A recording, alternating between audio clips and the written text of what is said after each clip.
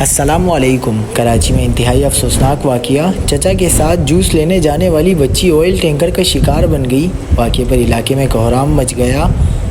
کیا آپ حالات حاضرہ سے آگاہی حاصل کرنا چاہتے ہیں؟ خبر کے پیچھے چھپے اصل حقائق جاننا چاہتے ہیں تو ابھی سبسکرائب کیجئے دل مل پاکستان کو اور ساتھ ہی گھنٹی کے نشان پر کلک کر دیں۔ آپ کو بتاتے چلیں کہ شیر قائد کے علاقے کورنگی کراسنگ پر تیز رفتار آئل ٹینکر نے موٹر سائیکل کو کچل دیا، جس کے نتیجے میں 3 سالہ بچی موقع پر جاں بحق جبکہ اس کا 1 سالہ بھائی اور چچا شدید زخمی ہو گئے۔